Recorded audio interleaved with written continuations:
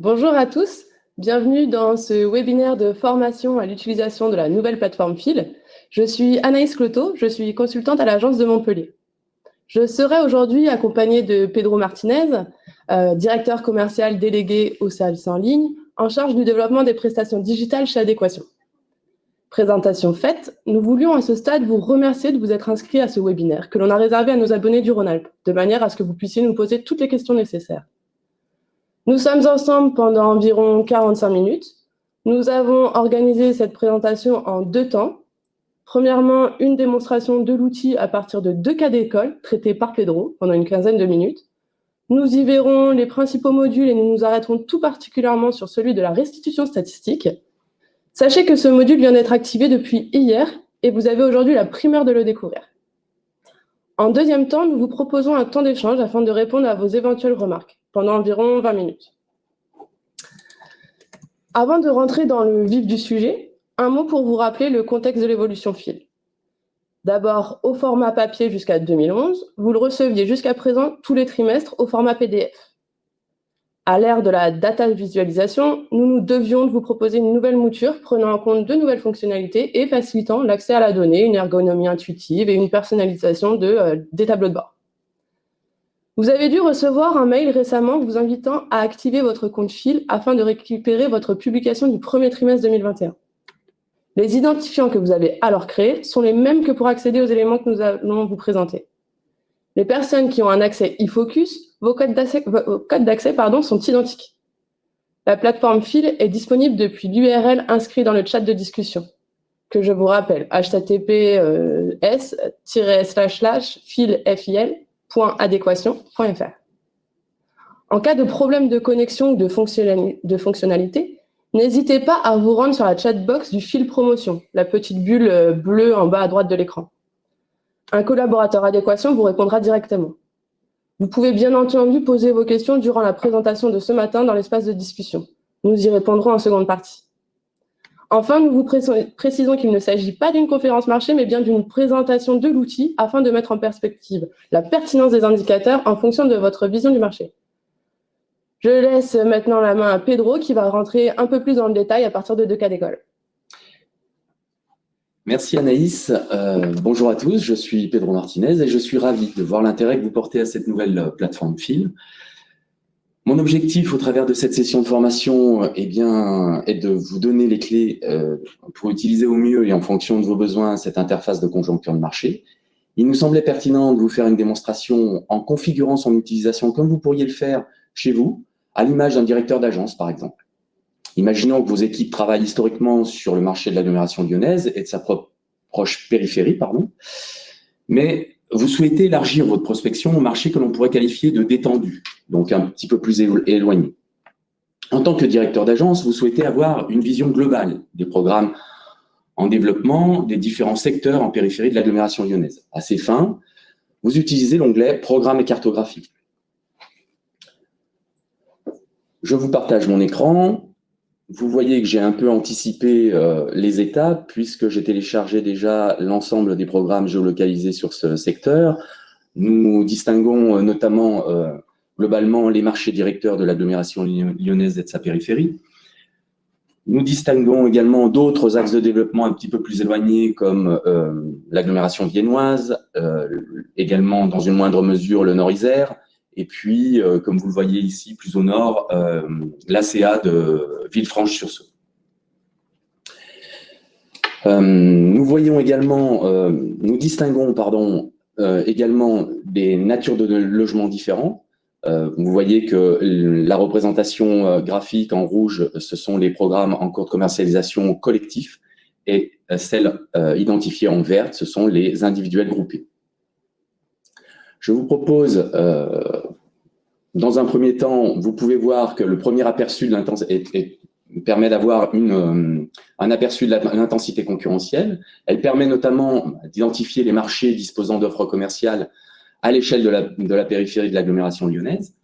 De par les volumes notables qui s'y développent, nous nous intéresserons particulièrement au marché de Villefranche-sur-Saône. Pour cela, je décoche du répertoire L'agglomération lyonnaise est l'agglomération de Vienne-Condrieu-Aglo, pour ne conserver que Villefranche-sur-Saône.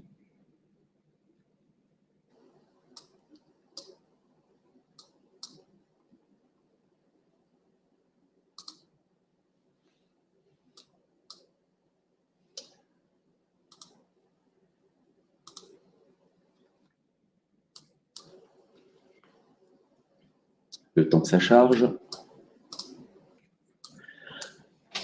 Vous voyez, en zoomant un peu, que nous avons affaire quand même à un marché très attractif. Je rappelle toutefois que par le passé, il était plutôt considéré comme confidentiel. Nous observons dans le même temps, et que nous dénombrons assez facilement, que nous avons un peu plus d'une dizaine de programmes en cours de commercialisation, ce qui paraît énorme pour ce marché-là. Nous allons voir, en activant l'observation par programme, avec une entrée programme et non par secteur. J'étais pour l'instant sur l'onglet secteur, j'active désormais l'onglet programme, et ça me permet de vérifier que, en descendant la liste proposée, que nous avons 22 programmes en cours de commercialisation, comme je vous le disais, ce qui paraît déjà bien achalandé. Nous voyons également par cette liste que de nombreux acteurs nationaux sont présents. On voit donc, et en passant la souris sur l'ensemble des vignettes, on s'aperçoit de la même manière qu'un certain nombre de programmes dont apparaît en fait dans la vignette en haut à droite un descriptif du nom du programme, du nom du promoteur, bien sûr de la commune, de sa date de lancement, du stock initial, et puis, in fine, du prix initial et de l'offre actuelle. Donc, on voit très rapidement, en passant la souris sur ces différentes vignettes, eh bien, plusieurs informations. D'abord, que beaucoup ont été lancés en 2020. On verra tout à l'heure que 2019 a été également bien achalandé. Nous voyons également des valorisations qui se distinguent selon les secteurs. Voyons ici, par exemple, le programme de Catrimo. Si je clique sur la vignette, s'affiche la fiche programme. Et sur cette fiche programme, nous voyons qu'il s'agit bien de l'intervenant, de l'opérateur Catrimo, que ce programme-là est situé en périmètre en rue et qu'il bénéficie de ce fait d'une TVA minorée, puisqu'il apparaît aujourd'hui à 2 700 € à l'offre. Donc, ce qui se distingue, si vous voulez, lorsque je réaffiche la cartographie des programmes géolocalisés, ce qui se distingue en fait de ce qui se pratique, notamment en accroche de l'hypercentre à 4 200 € ou un peu plus éloigné, un autre programme à 3 300 €. Nous verrons à ce stade que, avec tous ces éléments, j'ai quand même besoin de me rassurer sur la profondeur de marché. Et donc, pour cela, j'ai besoin d'approfondir le sujet pour éviter d'être en risque par rapport notamment à la saturation que ça pourrait représenter sur ce marché. Donc, pour cela, ce que je fais, c'est que j'active l'onglet base de données. Donc, je reviens sur la page d'accueil. Je rappelle simplement que j'étais dans le module programme et cartographie. J'active désormais le module base de données qui va me permettre de retrouver les informations que j'avais préalablement, mais présentées d'une autre manière, en activant de la même manière le répertoire du secteur que je souhaite analyser. Je sélectionne la CA de Villefranche-sur-Saône et j'active l'ensemble des programmes en cours de commercialisation. S'affiche alors la liste des programmes avec un certain nombre d'informations, le secteur dans lequel se trouve le programme en question, ce qui reste à l'offre, son stock initial, la date de mise en vente, de livraison et les prix initiaux et à l'offre disponibles. Si j'active le filtre prix au mètre carré de l'offre sous un format décroissant, je m'aperçois, ce que je vous disais tout à l'heure, des différentes gammes de prix, hein, puisque ça va pour certaines de 4 300 € à, voyons, 2 518 €, lancé à des périodes même très récentes, hein, puisqu'on voit que c'est en janvier 2020. Donc on voit quand même qu'il y a, de par la valorisation, et bien que nous avons différentes gammes de valorisation dont le filtre, nous nous permet de repérer ces gammes qui se valorisent, comme je vous le disais, entre 3 700 et 4 300 €, notamment pour celui de Nuance, d'Edouard Denis. D'autres autour de 3 300 à 3 600 € du mètre carré, situés plus au nord ou à l'est de la commune.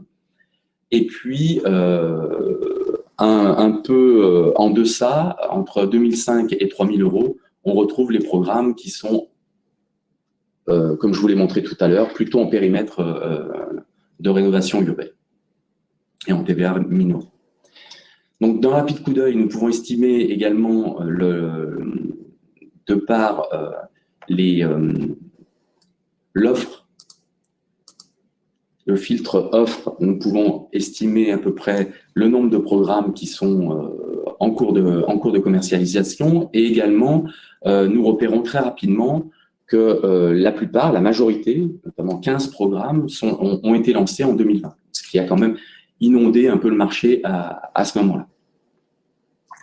Si j'affiche maintenant, et pour pouvoir me rassurer sur la profondeur de marché, je peux également afficher les anciens programmes, ce qui me permet de prendre la mesure par le filtre des mises en vente, de voir que eh bien, ce marché-là a été quand même bien achalandé les années précédentes. Hein. En 2018, ça représentait 5 programmes mis à la commercialisation. En 2019, il y en avait 10. Et comme je vous l'ai dit tout à l'heure, en 2020, 15 programmes se sont lancés sur 2020. Vous voyez que grâce à l'outil, à l'utilisation de ces 2 premiers modules, nous avons rapidement évalué l'intensité concurrentielle du secteur de la CA de Villefranche-sur-Saône et prendre la mesure de son développement en considérant notamment le lancement des 15 nouveaux programmes en 2020. Toutefois, je m'interroge tout de même sur les risques de saturation du marché, car bien achalandé en 2020. Ces premiers éléments d'information m'encouragent tout de même à en savoir un peu plus. Nous demandons à nos développeurs de distinguer ce marché, d'investiguer ce marché plutôt. Ils vont devoir l'analyser dans le détail afin de définir les opportunités éventuelles et de les calibrer en fonction de nos objectifs sur ce territoire. En synthèse, comme vous venez de le voir à l'aide de 2 modules que sont programme et cartographie et base de données, présentés par Pedro, nous retenons la facilité avec laquelle nous avons pu repérer et orienter l'activité globale du secteur, qualifier rapidement sa profondeur de marché, identifier et valoriser les quartiers porteurs de la ville de Villefranche-sur-Saône, se rassurer sur sa capacité d'absorption et sa résilience, ou en tout cas pouvoir soulever des questions. Nous allons voir maintenant les avantages de l'outil d'un point de vue plus opérationnel. Nous aborderons cette phase avec le module de restitution statistique, volet que va vous présenter Pedro à partir d'un nouvel exemple. Merci Anaïs. Comme je vous le disais, donc, en tant que directeur d'agence, j'ai besoin d'en savoir un peu plus sur le marché de la CA de Villefranche-sur-Saône. J'oriente donc mon développeur dans ce sens. Maintenant, si je me mets à la place du développeur foncier, imaginons que je ne connaisse pas ou peu ce secteur, bien que celui-ci soit déjà bien investi, il reste peut-être des opportunités foncières, que celles-ci correspondent peut-être à un besoin pour un projet immobilier et que nous puissions le faire rentrer dans le budget des clients. Donc pour cela, j'active le module restitution statistique. Donc je reviens à la page d'accueil. J'active le module restitution statistique. Je sélectionne mon périmètre.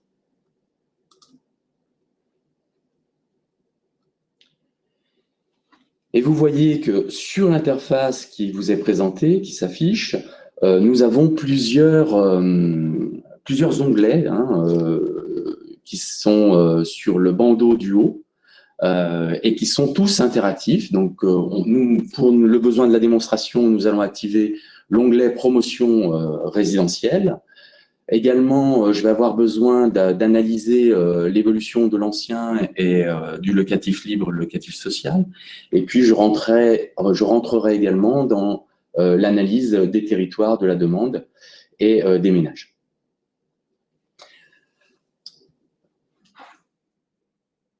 Vous voyez qu'à ce stade, comme je suis abonné à l'ensemble du territoire de Rhône-Alpes, s'affiche à l'échelle cartographique l'ensemble des territoires.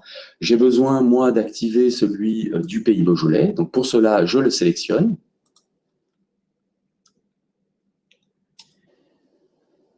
Donc, en fonction de la sélection que j'ai pu réaliser, j'obtiens un rafraîchissement en fait, des données de manière instantanée. Je sélectionne la CA de Villefranche qui m'intéresse, je valide.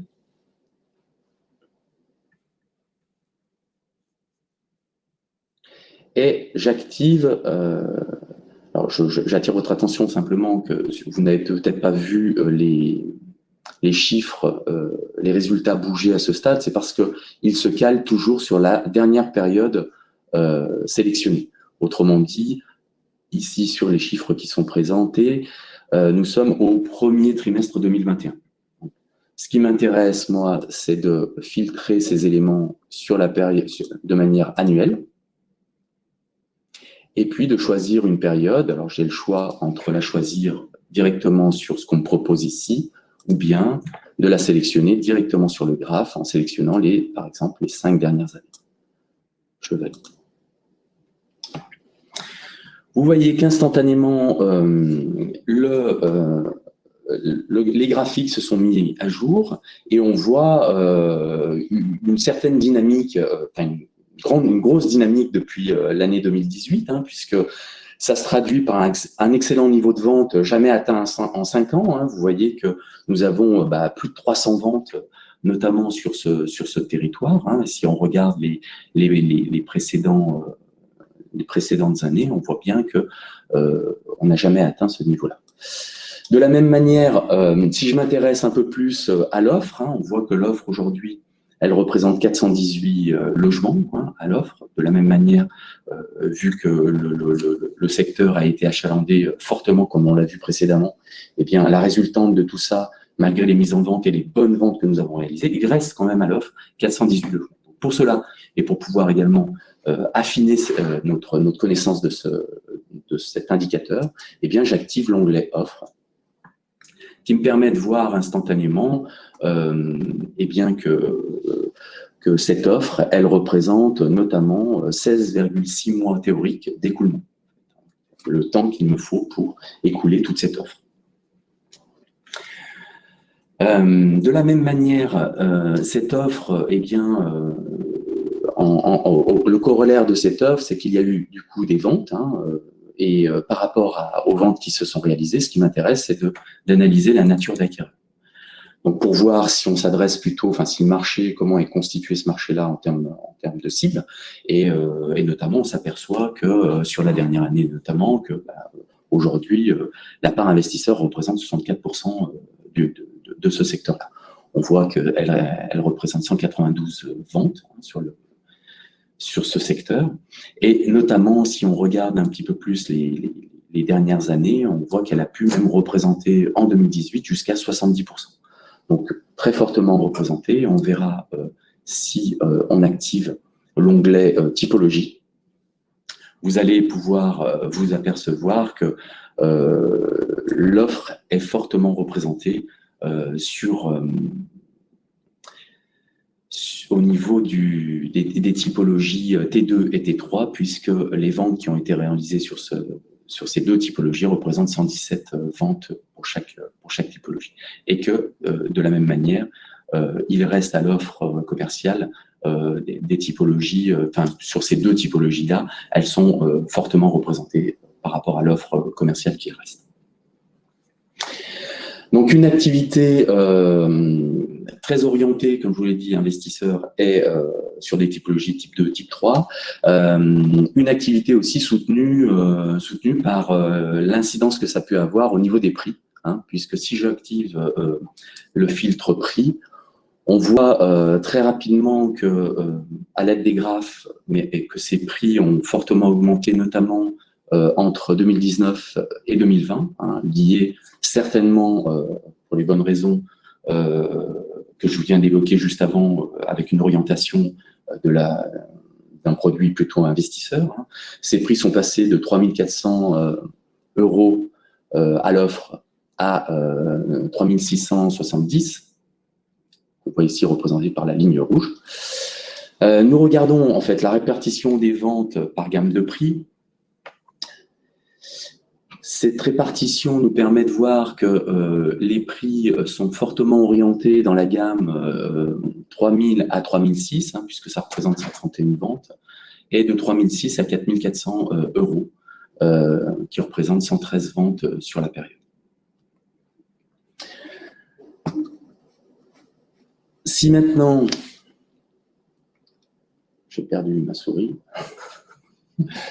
j'active, vous voyez que pour se conforter dans l'hypothèse, dans notre hypothèse qui est de dire que ce marché-là est très orienté à investisseurs et que de par le fait qu'il soit bien achalandé, nous oriente vers un risque de saturation, j'ai besoin aussi de voir comment se construit ce marché au niveau de l'ancien.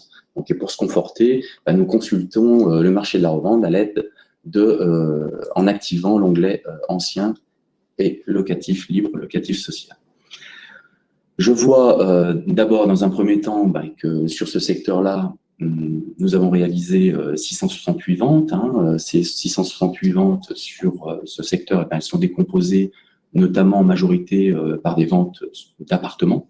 Donc, on voit quand même que le volume, au regard des années précédentes, est plutôt satisfaisant, même si elle a peut-être subi, enfin, ce segment-là a peut-être subi les affres de la période Covid, un peu plus que sur le neuf. Mais pour autant, on peut considérer qu'avec 457 ventes, le secteur, enfin le marché peut être considéré comme stable avec une profondeur de marché relativement sécure, puisqu'on voit que les années précédentes également, nous avons réalisé 877 ventes et jusqu'à bien 600, un peu plus de 1000 ventes sur 2019. Si maintenant je m'intéresse à la partie, aux éléments qui concernent la partie socio-économique et la dynamique socio-économique et les éléments liés à la demande, à l'échelle de la CA de Villefranche, nous obtenons une répartition par ménage. Donc on voit d'abord dans un premier temps que ces différents indicateurs, que ce soit le nombre d'habitants ou le nombre de ménages, a relativement augmenté, et que par ce fait, on pourrait en conclure qu'il pourrait y avoir un besoin en logement. Hein. Mais pour autant, ce qui pourrait nous orienter dans ce sens, eh bien, c'est de regarder un petit peu comment se répartit aussi le profil des ménages, puisque on voit ici, au travers du graphe, les différentes répartitions en âge, mais également en CSP calé à 2017. Donc, on a vu précédemment que le marché de la revente permettait également de voir que le marché était structuré. Donc, ça nous aide à conforter nos hypothèses. Je vois aussi que par rapport aux éléments de revenus, eh bien, on vous présente ici le revenu médian moyen, le revenu médian établi autour de 2 550 €, qui permet du coup, pour un primo-accédant, de financer jusqu'à 225 000 € son bien, sachant qu'aujourd'hui, la moyenne le prix moyen de financement des biens sur le secteur tourne autour de 240 000 €. Mais si vous regardez au niveau de la promotion résidentielle, que vous regardiez les typologies sur lesquelles nous étions tout à l'heure, et qui permet de voir à quel niveau, avec 225 000 €, on peut financer jusqu'à un T3, hein, puisque là, il apparaît 215 000 € hors parking. Ça permet de voir qu'ils peuvent déjà au moins se financer ce type de logement. Et si vous filtrez sur la forme urbaine collectif en prix libre, vous voyez que du coup, il peut également se financer un type 3. Et si je modifie ce filtre en sélectionnant une TVA minorée, ça me permet d'aller financer jusqu'à un T4 à 225 000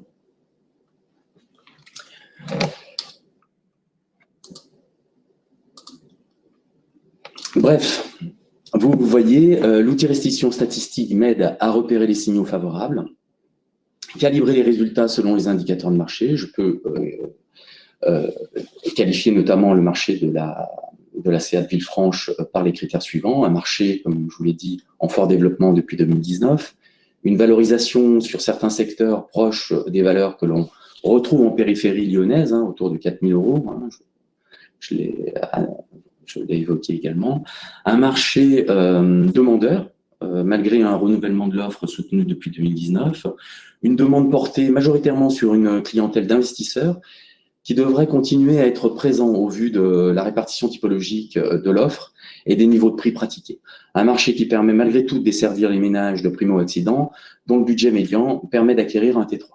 Donc, vous l'avez compris, en 5 minutes, j'ai pu construire une première vision de notre secteur d'études. Merci Pedro.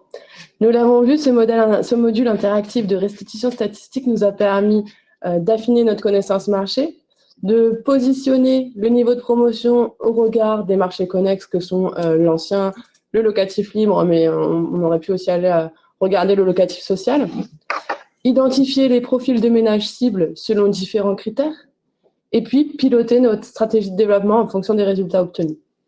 En résumé, cette nouvelle plateforme Phil nous ouvre des perspectives intéressantes de par sa facilité d'usage, l'exhaustivité de ses données et sa profondeur d'analyse et la finesse de ses indicateurs. Enfin, les fonctionnalités de personnalisation des tableaux de bord lui confèrent un mode d'usage différenciant que nous pouvons adapter selon nos attentes. Je vous invite maintenant comme l'ont déjà fait certains d'entre vous, à poser l'ensemble des questions ou nous faire les remarques que vous voulez sur le fonctionnement de l'outil. On sera un plaisir d'y répondre. Hop. Alors, je prends les questions. Alors, Fabrice Bonamour, vous posiez la question des sources pour le marché de l'ancien. J'ai vu que vous aviez tout seul trouvé la réponse, mais très bien. Alors, les sources, de toute façon, sont à chaque fois indiquées sur le fil, sur l'outil, sous les tableaux, les graphiques, etc. Vous avez toujours les sources qui vous sont citées. Là, pour le coup, sur l'ancien, on est sur des données DVF. Hop, je vais juste vous le montrer. Hop.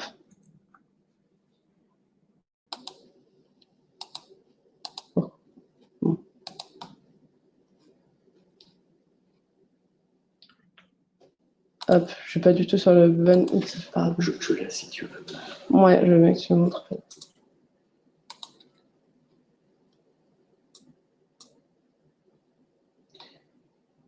Alors, vous voyez la source ici, en fait. Elle est indiquée en bas des petites fenêtres des chiffres clés. Exactement. Éric Morton, bonjour. Les données sont-elles les mêmes que sur le fil PDF? Oui. En dehors des données connexes, que sont le marché de l'ancien et l'analyse socio-économique, également les modules que nous n'avons pas vus de construction résidentielle dont les données proviennent de Citadel ou de l'aménagement foncier. Donc sinon, pour ce qui concerne le module de promotion résidentielle, ce sont les mêmes que vous retrouvez sur le fil PDF.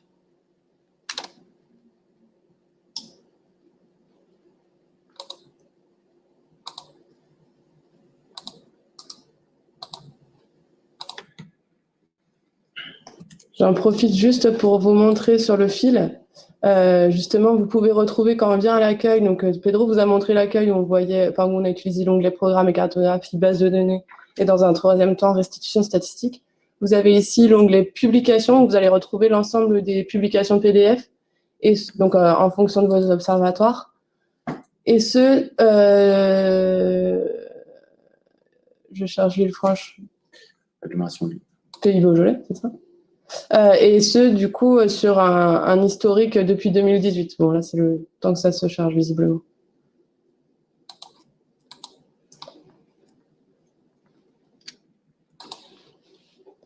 Hop. Comment exporter les données? Eh bien, si on retourne sur le fil sur restitution statistique, on va de nouveau chercher notre observatoire. Vous vous positionnez sur le tableau, enfin en tout cas les données qui vous intéressent à transférer. Vous faites un clic droit et exportez les données. Et ça va vous sortir le fichier soit en Excel, soit vous chargez directement l'image pour pouvoir l'intégrer dans votre rapport ou votre support.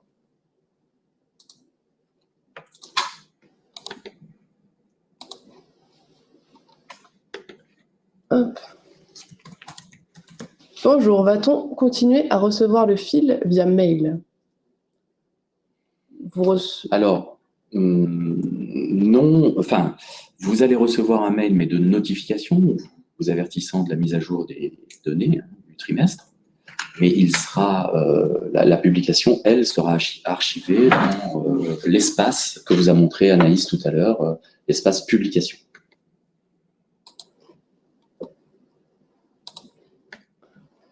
Véronique Gérondin, bonjour, je n'ai pas pu assister au début de la présentation. Un replay sera-t-il envoyé? Oui, oui, pardon, j'ai eu un doute, mais oui, tout à fait, là, un replay vous sera envoyé directement par mail.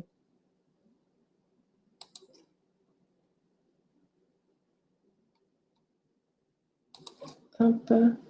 La prise en main n'est pas si évidente. Existe-t-il un guide d'utilisation? Alors déjà, n'hésitez pas, si vraiment vous avez des difficultés, n'hésitez pas à nous en faire part et on sera ravis de venir vous présenter l'outil directement chez vous, ou en tout cas de venir former vos équipes à l'utilisation de ces outils sans souci. Oui. Et puis, comme tout outil, il est assez intuitif quand même, donc n'hésitez pas aussi à jouer avec et oui, c'est vrai. Il peut paraître comme ça parce qu'on est quand même allé assez vite dans la démonstration, donc ça peut paraître un peu. On peut prendre un peu peur parce qu'il y a beaucoup d'informations et beaucoup d'endroits où cliquer. En revanche, vous verrez qu'en le pratiquant un peu, vous percevrez très rapidement son intuitivité et puis vous repérerez où se trouvent les différents indicateurs que vous recherchez assez facilement. Mais comme l'a dit Anaïs, nous serons ravis de venir vous prendre rendez-vous et de venir vous réexpliquer le fonctionnement de l'outil, le cas échéant. À quoi sert la partie interface d'enquête? Alors, la partie interface d'enquête est une partie réservée à la personne qui, chez vous, est identifiée comme étant la personne qui nous transfère les informations, notamment vos grilles de programme, tous les trimestres, qu'on sollicite tous les trimestres. L'intérêt de cette interface qui est spécifique, vous devez d'ailleurs vous reconnecter dans cette interface pour y accéder, c'est qu'elle permet à la personne identifiée chez vous de nous communiquer ces informations très rapidement par ce qu'on appelle un cliquer-déposer d'un fichier Excel et qui permet de mettre à jour les informations sans perdre trop de temps. Donc ça, c'est le gros avantage de cette interface. Bonjour, comment puis-je mettre à jour mes propres programmes? Je pense que Eh bien, je viens de l'expliquer, en fait, de cette manière. Via l'interface d'enquête, vous pouvez mettre à jour vos propres programmes. Et puis, vous savez aussi que c'est un outil qui est collaboratif.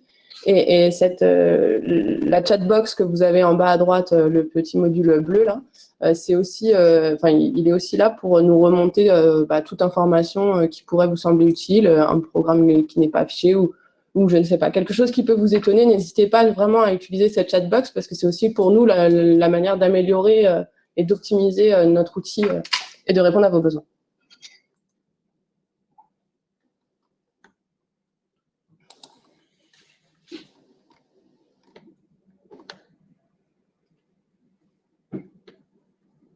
Hop là, une nouvelle D'autres questions, Anaïs? Oui. Alors, Véronique Girondin, est-ce que vous nous ferez un rappel pour mettre à jour nos programmes? Oui, cette procédure-là ne change pas. Vous aurez bien sûr une personne chez nous qui vous sollicitera dans cette démarche, voire même vous formera notamment à l'accès au module saisie d'enquête. Saisie d'enquête.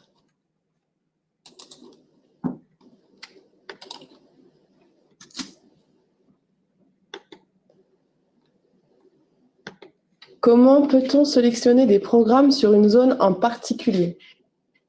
Alors, de manière assez rapide, si je reviens sur l'outil restitution statistique, je vais sur votre observatoire Rhône-Alpes. Alors non, vous m'avez dit des programmes, pardon. Ouais. Donc, c'est pas restitution statistique. Je voulais aller trop vite. Soit vous rentrez via la cartographie, donc comme l'a montré tout début Pedro, soit vous savez déjà votre secteur et dans ces cas-là, vous cherchez votre secteur dans la base de données. Alors, il est ici. Et on va dire que vous cherchez un programme sur la ville de Chasse-sur-Rhône. Et là, vous avez l'ensemble des programmes qui sont en cours de commercialisation sur Chasse-sur-Rhône qui s'affichent. Et vous pouvez également afficher les anciens programmes sur la commune en cliquant sur ce petit carré. Exemple sur des programmes à cheval sur plusieurs EPCI ou arrondissements. Dans ces cas-là, vous pouvez sélectionner directement plusieurs EPCI et l'ensemble des programmes sur... vous pouvez très bien sélectionner 3 EPCI sans souci et l'ensemble des programmes se mettront à jour. On a un message d'Éric Morton qui demande si la solution est payante. Alors, la solution n'est pas, je ne sais pas ce que vous entendez par payante, mais en tant qu'abonné, vous la payez, puisque vous êtes adhérent. Mais il n'y a pas d'indexation au prix que vous payez actuellement de votre adhésion. Donc, l'évolution du fil promotion au travers de cette plateforme n'a pas d'incidence sur votre adhésion tarifaire.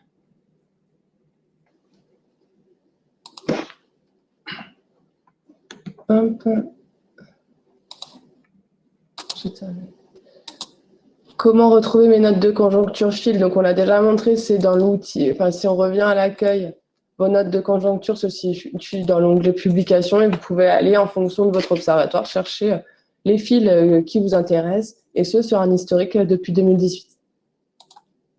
Hop.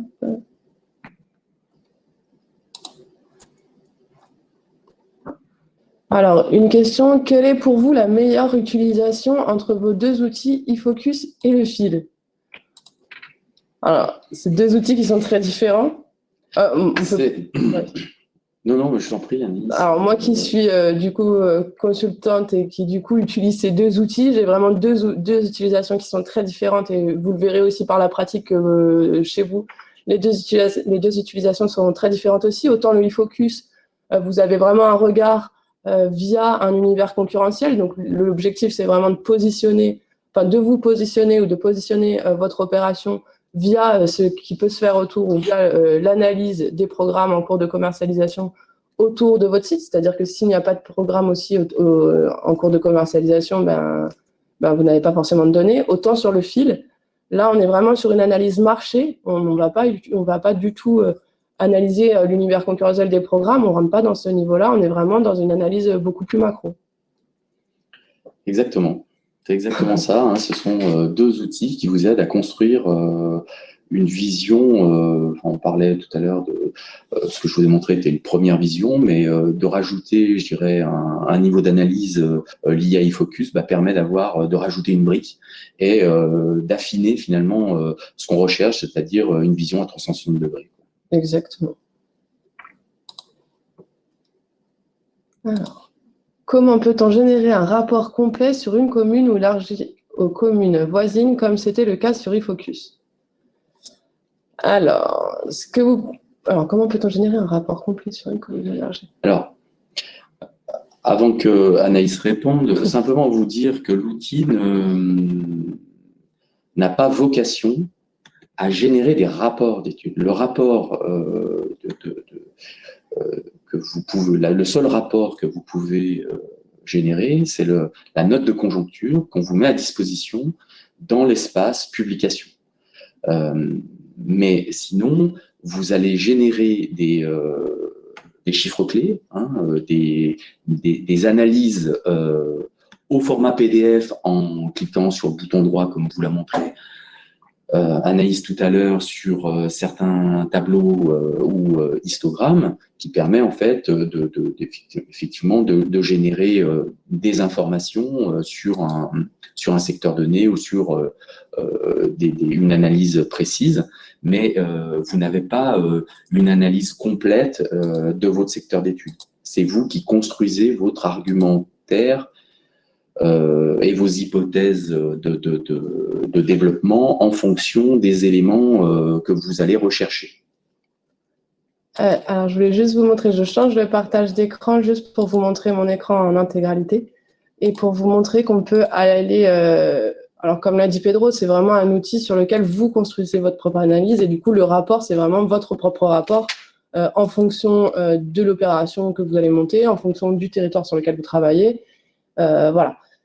Vous pouvez, par exemple, vous dire, moi, mon opération, je veux la développer en aidé sur de l'individuel groupé. Dans ces cas-là, votre analyse, vous allez la faire plutôt à l'année. Hein. Enfin, nous, en tout cas, on travaille beaucoup à l'année. Sur une période récente. Donc, on va dire 2017-2020.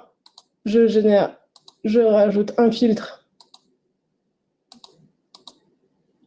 Donc, je l'ai fait, c'est un peu long, mais parce que je l'ai fait sur l'ensemble de l'observatoire et sur de l'aider. Et là, je peux aller directement via les 3 petits points que vous avez ici, en cliquant sur imprimer.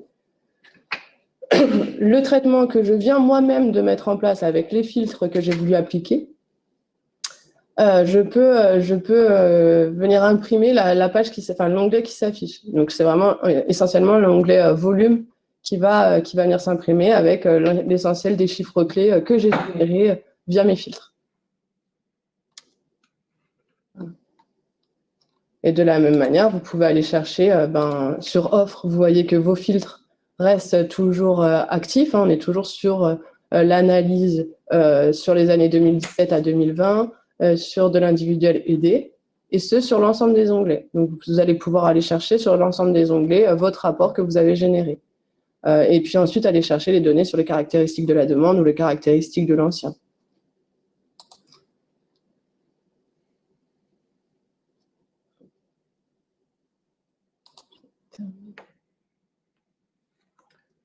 Une autre question, oui. Tout à fait. Je pose la question car eFocus a changé, mais effectivement, nous sommes sur le fil.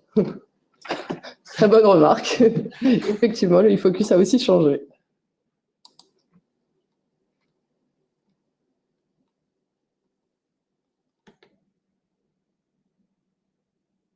D'autres questions? A priori, on a fait le tour.